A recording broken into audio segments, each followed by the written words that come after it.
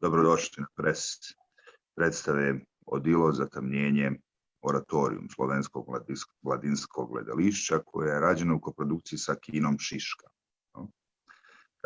Ja sam Benjamin Bajramović, glumac i pisac iz Sarajeva i danas razgovaram sa Tiborom Mihelićem Sajecom, direktorom Slovenskog mladinskog gledališća i Damjanom Četak, glumicom Slovenskog mladinskog gledališća.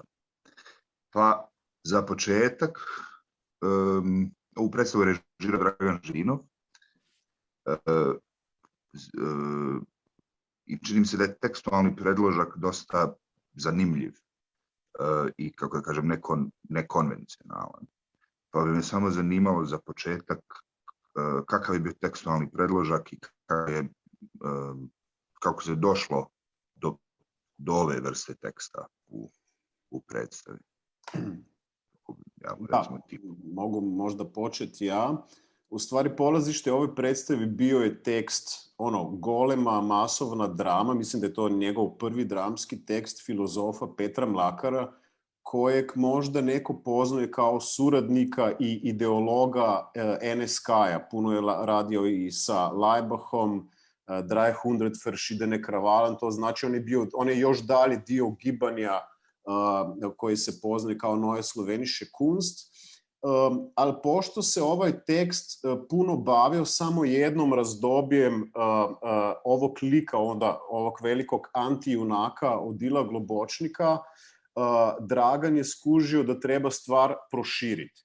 I proširio Dragan onda velikom vlastitom intervencijom, to znači tekstom koji je bio pisan kao oratorij za hor, kako bi se uzelo glas Odilu kao antijunaku ove drame i stavilo ga u usta i u misao hora, kao ona klasička grčka struktura. I na kraju od teksta Petra Mlakara ostao jedan dio samo. Da, mislim, tekst je kao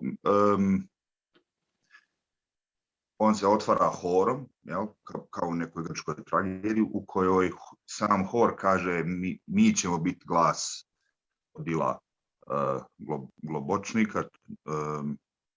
Onda zatim se samo Odilo pojavljuje u jednom momentu kao glumac koji igra Odila, kao personifikacija Odila. I na kraju hor se ponovo kao pojavljuje, ali u potpuno drugoj ulozi kako da kažem, hora koji odbija lik i djelo Odila Globočnika kao nekoga ko odbija da ga se uskrsne, odbija da ga se slavi. Možda prvo trebamo da kažemo neki fakt. To je predstava iz sezone 17-18. Kad su se već počele na stvarno transparentan način grupirati snage i političke ideologije koje su nas počele spominjati na neke prošle prakse. To je bio jedan motiv. Drugi motiv je bio da postoji puno zemalja u Europi koje nisu izvršili na simboličkoj ravni, ne na političkoj, nego simboličkoj procesa denacifikacije. Osim Njemačkoj, koji je bilo umjetnuti sa strane zapadnih sila, ni Italija, ni Mađarska, ni Bugarska, pa u stvari ni Slovenija, mada je to bila partizanska država, nije išla kroz proces denacifikacije. I mi smo u tom predstavi napravili neki ritual ubijanja imena, to znači Slovenaca koji je bio top 10 nacista i SS likvidatora u istoriji nacionalsocijalizma. Predstava je jako, kako da kažem, stilizovana, jako je ritualizirana, ima, mislim, kako da kažem, naravno ima jedan vrlo jak štih ovo Neue Slovenische Kunst, te igre sa tim lajbahovskim momentima, nacističkim simbolima i tako dalje. Postoje vrlo jaki elementi tragedije tu, koja je, hajde recimo, na neki način modernizirana i vrlo jaki momenti, kako da kažem, tog nacističkog okultnog, tog kad se spominje Wotan, kad se spominje taj seksualni kontekst. Sad, mene pa bih pitao Damjanu, pošto je predstava tako ritualizirana i glumački gledajući to jako je precizna. I onako funkcioniše kao jedan mehanizam. Pa me zanima samo metodologija kojom je Dragan radio sa vama glumcima i kako ste se i snašli u tome i kako ste došli do te vrste preciznosti. Pre svega je Dragan rekao da može ta predstava zapravo da se dešava samo u slovenskom mladinskom gledalištu zbog toga jer ljudi rade predstavu u ime ideje, a ne u imenu toga da napraviš svoju vlastitu ulogu ili da se istakneš tako ili onako.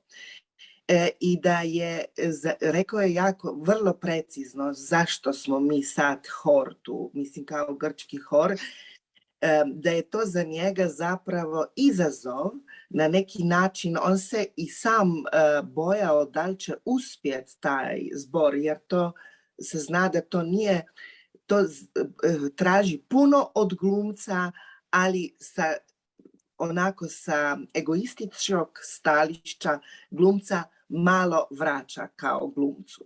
Ako ti nije ideja u prvom planu, onda ne možeš to da izguraš.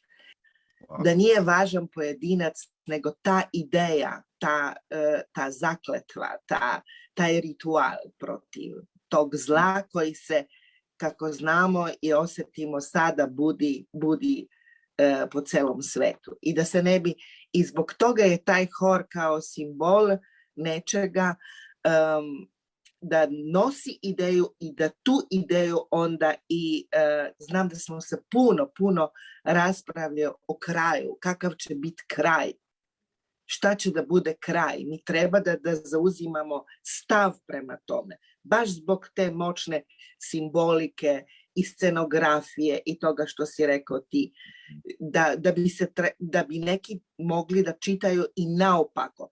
Koji će biti taj znak da mi potpuno nemamo i nećemo nikad više da dozvolimo da se nešto tako probudi, je to, i onda smo došli do toga da na kraju nemamo više tih, da odbacimo sve te uniforme, da ostanemo u crnom odjelu, da se poklonimo svim tim žrtvama koje su se desile na Poljskoj i da odlazimo sa bine bez aplauza i da se ne vraćamo više u to zlo.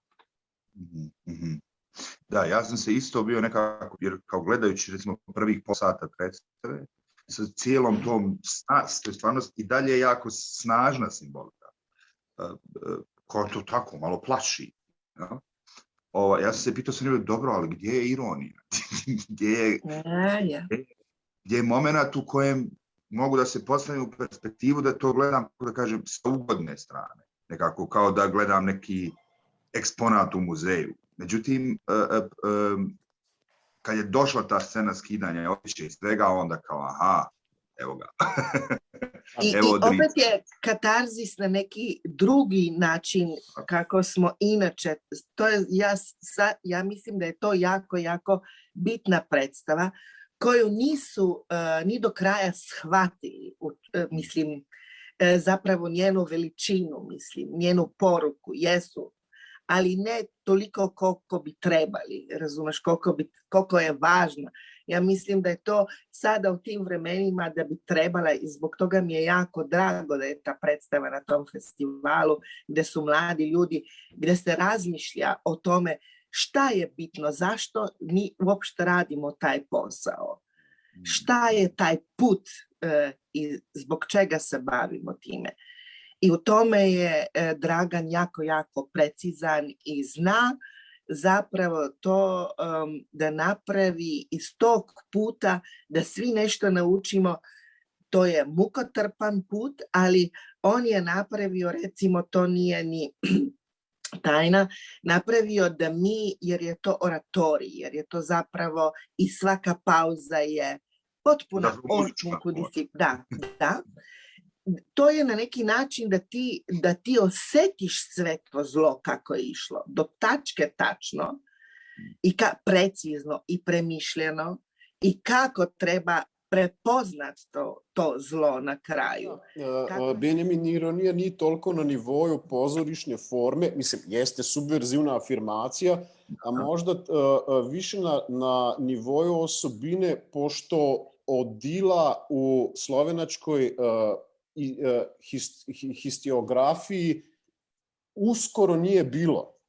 U stvari, mi smo ga digli. Znaš, nije se puno pričalo u čovjeku koji je odgovoran za 1,7 miliona žrtava. On je u stvari ustanovio concentration camps. On je bio idejni vođa te stvari, Treblinka, Sobibor, Belžijec i tako dalje. A još nešto se desilo.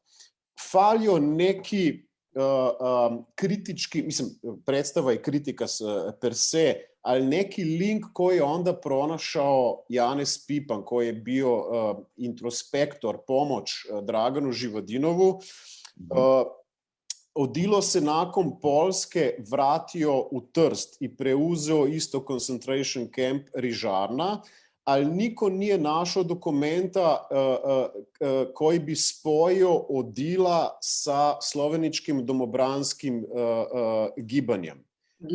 Kretanjem. Da, gibanjem, i našao ga je na jednoj fotografiji Janez Pipan, našao je travnike. Travnike su bili edukativno središte u kojem su ruski ujetnici pa Ukrajinci postali nacisti. U stvari vojska, ali to najzločestija vojska Njemačkog rajha. I Odilo je došao s tom ekipom u Italiju, u Trst, u Rižarnu, i tamo su onda imali edukativne programe za naše domobransko gibanje. To je bio vrlo, vrlo bitan dokument za kojeg nismo znali da postoji. Bile su neke priče, onda smo našli fotografiju, odnosno Janez Pipan je našao. I spojilo se zlo sa zlom, evo ovako. Znači, Odilo u Sloveniji nije neki, recimo, toliko poznat lik, jel? Ne. Jako retki, čak i intelektualci nisu znali za njega. Jako retki su znali za celi Odilov put. To je da. Ja, to je jako, zato što recimo i kod nas ovdje, zato je nekako mene predstava jako i zaintrigirala i, kako kaže, udarila je žicu. I kod mene, jer ovdje kod nas, recimo u Bosni, se sad dešava neka čudna stvar da se sve te neke antijunake te iz Drugog svjetskog rata, da se ponovo vade iz tih nekih starih kovčega u kojima su ležali.